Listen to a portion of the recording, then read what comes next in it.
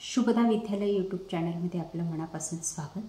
आज आपण इयत्ता 9वीच्या वर्गाचा जलसुरक्षा या विषयाचा तास घेणार आहोत आणि या तासाला आपण जलसुरक्षेचा घटक 3 जलव्यवस्थापन या तिसऱ्या घटकावर आधारित 4 प्रकरणे आहेत आणि या 4ही प्रकरणांवर आधारित स्वाध्याय कार्य आपण या व्हिडिओच्या माध्यमातून पूर्ण करणार आहोत। यापूर्वीच आपण घटक 1 आणि घटक 2 मधील संपूर्ण स्वाध्याय आणि उपक्रम अहवाल लेखन आपल्या चॅनलवर अपलोड केलेले ते व्हिडिओ, तेही आपल्याला हवे असतील तर डिस्क्रिप्शन बॉक्समध्ये दिलेली जलसुरक्षा या विषयाची प्लेलिस्ट अवश्य पहा।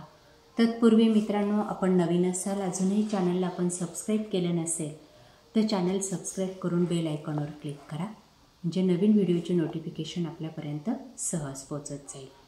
द्वितीय सत्र घटक 3 जलव्यवस्थापन या प्रकरणावर आधारित स्वाध्याय।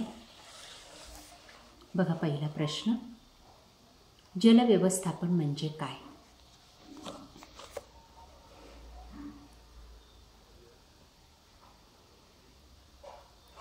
पुढचा प्रश्न आहे, पाणी आणि सजीव सृष्टी यांचा संबंध स्पष्ट करा।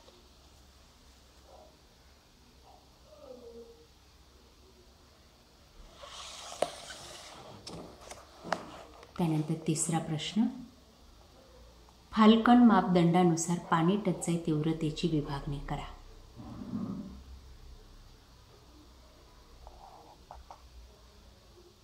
चौथा प्रश्न, भूजल साठा संपण्याची कारणे कोणती?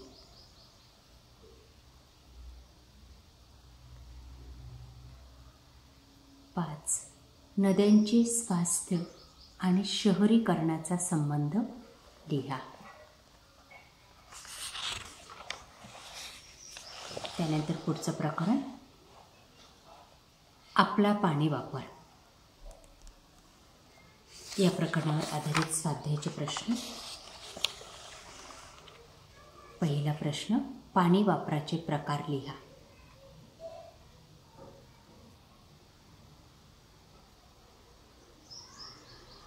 दोन, घरगुती पाणी वापरासाठी आपण पाणी कसे वापरतो?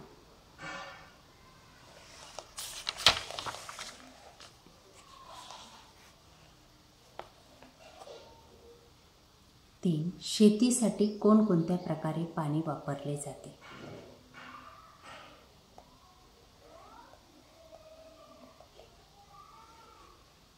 चार, कोणत्या क्षेत्रासाठी सर्वात जास्त पाणी लागते?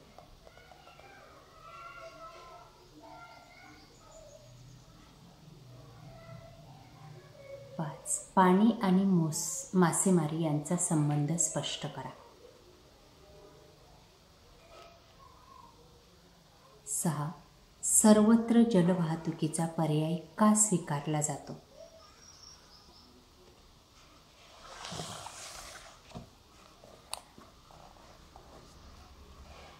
सात, पाण्याचा व्यवसायासंबंधीचा वापर सांगा।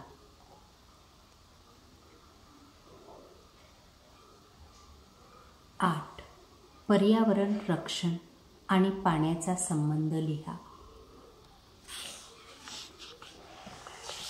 त्यानंतर पुढचं प्रकरण आहे तिसरं, पाण्याचा प्रवास धरण ते घर या प्रकरणावर आधारित स्वाध्याय। या ठिकाणी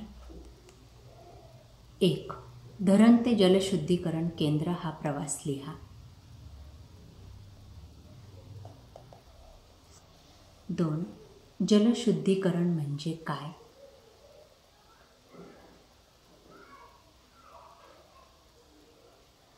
3, उपादान तयार करताना कोणती काळजी घ्यावी?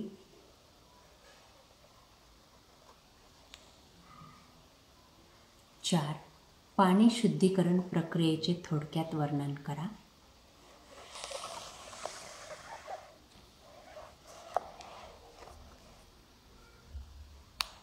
5वा प्रश्न, शहरातील पाणी पुरवठा नियोजन करताना कोणती काळजी घ्यावी लागते?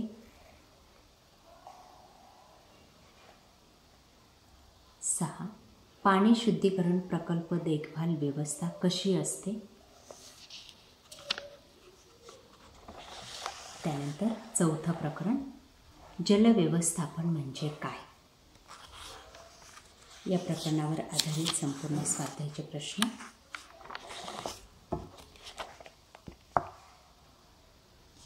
थोडक्यात उत्तरे लिहा. 1. व्यवस्थापन म्हणजे काय ते सोदाहरण स्पष्ट करा.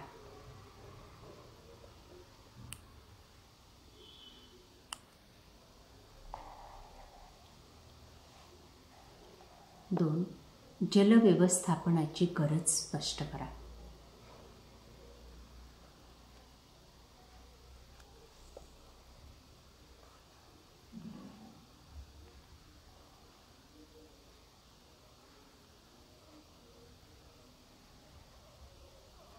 3. जलप्रदूषणास आळा कसा घालता येईल.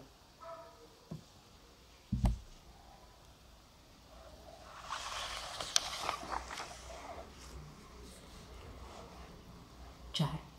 सांडपाण्याचा पुनर्वापर कोणकोणत्या गोष्टींसाठी करता येईल.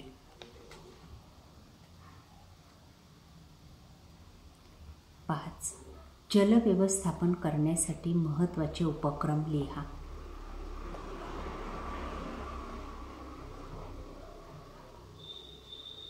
6.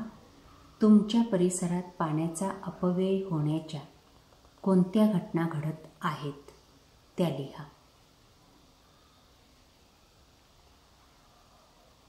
7. सोसायटीमध्ये पाण्याची बचत कशी करता येईल.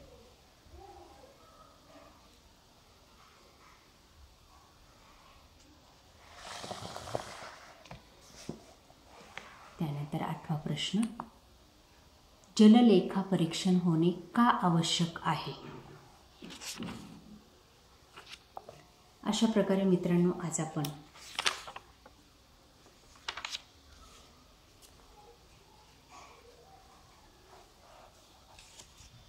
इयत्ता 9वीचा घटक 3 यावर आधारित सर्व प्रकरणांचा 4ही प्रकरणांवर आधारित स्वाध्याय कार्य आपण या ठिकाणी कंप्लीट केलेले आहे. आपल्याला हा व्हिडिओ नक्कीच उपयोगी ठरणार आहे. यानंतरच्या व्हिडिओमध्ये आपण घटक 4चं स्वाध्याय लेखन करणार आहोत. तोही आपल्याला हवा असेल तर डिस्क्रिप्शन बॉक्समध्ये दिलेली जलसुरक्षा या विषयाची लिंक ओपन करा. थँक्यू.